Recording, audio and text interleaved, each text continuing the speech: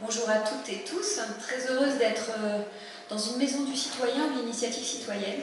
Pour ma part, je suis bretonne et j'ai travaillé pour une collectivité, donc j'ai aussi développé une maison du citoyen et de la citoyenne, donc c'est un peu d'émotion d'être dans un lieu comme celui-là. Merci beaucoup. Donc, effectivement, on va dire que je m'appelle Michel, le reste on l'a déjà entendu. Pour raconter l'histoire et pour dire ce qui s'est passé, quand vous entendez Simon et qu'il vient vous raconter ça, vous ne pouvez pas rester les bras ballants. Eh bien, c'est à peu près ce qui s'est passé. Simon est arrivé un jour à l'ENSA. Alors, l'ENSA, c'est l'Agence nouvelle des solidarités actives. C'est une association qui a été créée il y a 12 ans. 12 ans par Martin Hirsch, ça vous évoque certainement quelqu'un. Et notre objet social, c'est la lutte contre la pauvreté et pour l'inclusion. Et nous avons un levier particulier d'action qui est d'accompagner l'innovation et l'expérimentation sociale. Et en fait, quand Simon vient nous voir, Simon, il a le dialogue de la personne qui a, bon, là je le permets, on va dire 30 ans d'expérience. On sent que c'est du vécu, c'est du terrain, c'est du réel. Et il vient nous voir en disant, voilà, nous faisons de l'éducation et de l'accompagnement budgétaire, mais nous pensons aujourd'hui, on doit continuer à faire ce travail, mais il faut être dans notre siècle. Et notre siècle, c'est quoi? C'est le numérique.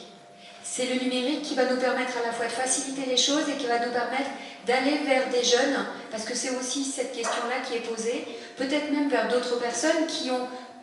On s'aperçoit, nous aujourd'hui, on a beaucoup travaillé sur cette question d'inclusion numérique. On a fait une appli qui est assez facile, qui est plutôt visuelle.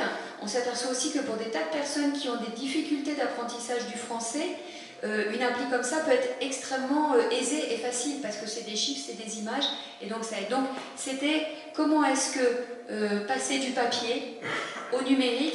Et alors là où il y a une vision encore plus, je trouve, prospective, c'est que c'est pas de passer par l'ordinateur, mais c'est d'aller directement sur l'Android, directement sur l'appli.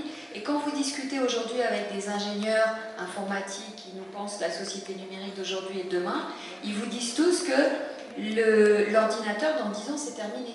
On n'aura plus que des Android et des tablettes. Donc, cette démarche que vous avez proposée nous paraissait complètement être nécessaire, importante par rapport à son apport vis-à-vis des personnes qui peuvent se trouver en situation de fragilité, mais importante aussi par rapport à notre société et importante pour les travailleurs sociaux qui accompagnent ces personnes ou d'autres travailleurs sociaux ou bénévoles. Et je vais revenir un petit peu là-dessus. Alors, en fait, ce qu'il y a de bien, c'est que... Enfin, ce qu'il y a de bien. Simon, il vient, il a des super idées. Mais en gros, j'ai des idées, mais j'ai pas d'argent. Voilà. Hein? Simon, c'est un peu comme ça que ça s'est passé. Je quêtais. Voilà. J'ai des idées, j'ai pas d'argent, j'ai quand même un petit peu, j'ai un début de partenariat, et puis j'ai quand même quelques milliers d'euros, mais il fallait développer une appli, quelque chose qui fonctionne, qui soit pas ringard, enfin voilà, toutes ces conditions qu'on s'est posées. Et je pense que Simon est venu frapper à la bonne porte, puisque nous avons trouvé que ce projet était enthousiasmant, et très honnêtement, nous avons mis 1 an, on va dire ça, 1 an à constituer un tour de table de financeurs et de structures intéressées. Certains sont là et prendront la parole tout à l'heure. Merci d'ailleurs de nous avoir rejoints dans cette initiative. Et donc on voit, est-ce qu'on peut revenir peut-être sur le tout début? Voilà. C'est peut-être intéressant. Vous voyez qu'on a à peu près 12 partenaires autour de cette appli. Alors c'est tout petit, hein, ça paraît très simple, mais c'est peut-être le premier élément à souligner, c'est que c'est un projet qui a été coopératif et collaboratif. Et c'est sans doute ce qui nous a permis de le faire, alors que nous avons dedans la Fondation Sainte-Hélène, donc c'est BNP Paribas, nous avons la Banque Postale, nous avons effectivement le Crédit Municipal de Paris, la Banque de France, la Fédération bancaire française, enfin, je ne vous les cite pas tous, vous les voyez sur l'écran. C'est peut-être même parfois des structures qui sont un peu concurrentes, ou qui n'ont pas l'habitude de travailler ensemble.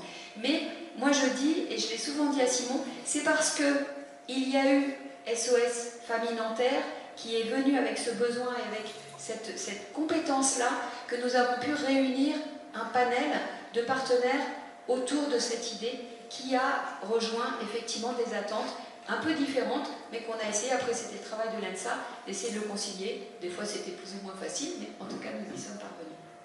Mais l'idée c'est qu'il y a un portage neutre de cette appli pour la faire vivre. Il y a effectivement, elle est gratuite, elle n'est pas connectée à votre compte bancaire. Les éléments qui sont mis dedans peuvent être vraiment sont effacés à la fin. Vous pouvez recevoir quand même, si vous rentrez votre adresse mail, vous allez rentrer un tableau Excel qui va vous dire qu'est-ce que vous avez rentré comme données, mais rien de plus. Donc, bon, à moins que Google s'intéresse particulièrement à notre appli, ce que je ne crois pas, je pense que ça devrait quand même, on ne devrait pas être trop... Ça devrait coller. Ça devrait coller. Et puis, ce que je vous ai dit tout à l'heure, c'est comment est-ce qu'effectivement, c'est un vrai outil d'accompagnement, d'éducation et d'accompagnement quand il y a un dialogue entre un travailleur social et une personne, mais pourquoi pas entre un parent et son enfant, entre, vous voyez, c'est aussi peut-être que les bénévoles puissent le faire même dans un cercle rapproché et familial. Et une chose aussi, Michel, très rare, c'est que vous n'êtes pas obligé de mettre votre âge, vous n'êtes pas obligé de mettre votre adresse, vous n'êtes pas obligé de mettre un email, vous n'êtes pas obligé, vous voyez, ça c'est très exceptionnel dans les applis. On vous demande toujours tout un tas de choses.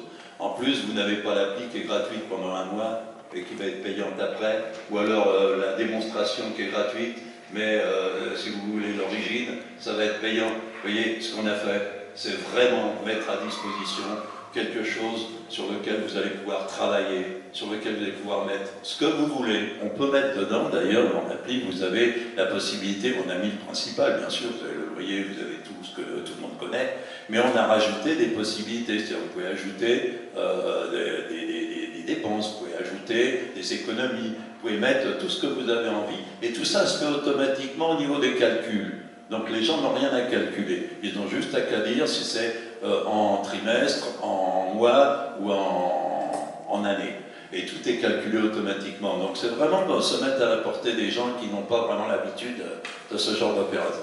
En plus de ça, ils peuvent rajouter, par exemple, quand on fait des budgets avec les gens, on s'aperçoit que souvent, ils ont des choses qui ne sont pas dans les applis classiques. Par exemple, ils vont donner de l'argent à leur fille parce qu'elle n'est pas encore autonome, mais elle fait des études. Il va y avoir un soutien au pays. Il va y avoir des choses qui ne sont pas simples.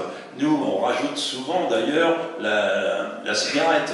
Parce que, je suis désolé, les gens qui fument, c'est un budget. Et quelqu'un qui est dans la banane, excusez-moi du terme, aura de plus en plus le besoin de fumer. C'est pas exceptionnel, c'est quelque chose de naturel.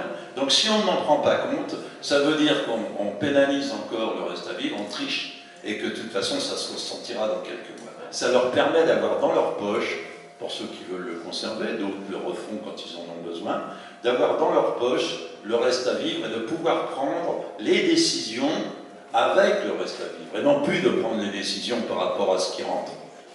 Donc, cette appli, vraiment, on l'a construit comme ça. Je suis très content, d'ailleurs, je confirme ce que disait Michel, je suis très content des partenariats qu'on a eus, parce que vraiment, ça s'est fait dans le respect, même si on avait des partenaires qui sont, bien sûr, les partenaires bancaires, etc. On a très bien travaillé, ils nous ont aidés, ils nous ont compris, et on a fait ça vraiment ensemble. Donc, je pense que cette appli là-dessus, elle a cette originalité. Dernier mot, donc vous voyez, on aurait pu mettre des petits bonhommes, tout ça, mais on a fait, je pense qu'on a retenu le souhait de faire quelque chose de simple, de lisible, mais qui ne soit pas non plus, qui soit relativement attractif. Et vous pouvez télécharger l'appli, la réenlever, la recharger. Vous voyez, c'est quelque chose qui c'est vrai que c'est peut-être pas quelque chose qu'on va utiliser tous les jours. Donc on s'aperçoit à travers les statistiques que nous avons qu'il y a pas mal de gens qui la téléchargent, qui l'utilisent, puis qui l'enlèvent, et puis qui vont la télécharger. C'est pas l'appli que vous allez ouvrir tous les jours. Donc, voilà. Donc elle n'est pas terminée. Et c'est ça aussi le dernier élément, je vais terminer là-dessus en disant que c'est un objet qui vit et qui va continuer à vivre à travers, justement, il y a 15 000 téléchargements aujourd'hui, il y a des usages qui sont faits dans nos cercles, chacun, par des personnes. Et donc, il s'avère qu'aujourd'hui, on est arrivé à une version qui est relativement satisfaisante, mais l'ENSA a fait le choix de continuer à animer notre groupe de travail, parce que nous pensons qu'il y a encore des choses à faire pour l'appli elle-même, mais surtout que nous sommes seulement à l'orée, si vous voulez, de ces innovations numériques qu'on va pouvoir faire et qui vont permettre effectivement d'avoir des dimensions pédagogiques, d'accompagner justement les personnes dans cette question d'inclusion numérique qui est quelque chose de très important. Donc au final, à part les profs de maths qui, à mon avis, ne pourraient pas être très contents parce que, si vous voulez, tout se fait tout seul, donc ça c'est un vrai problème, mais on le gérera peut-être dans 10 ans où on fera des applis pour que les gens calculent. Mais toujours est-il que là, ça simplifie beaucoup les choses. Donc on est plutôt fiers de cet outil Il appartient maintenant, je crois, à chacun individuellement, et puis dans les partenaires de s'en emparer. Je termine en disant merci. Merci malgré tout à Simon et à l'association Cerise et SOS Famille d'être venus nous voir, nous avoir fait confiance. Merci aux partenaires. Et puis, faites en sorte de l'utiliser aussi, de la diffuser. Et c'est comme ça qu'on aura aussi la possibilité de poursuivre. Merci Michel.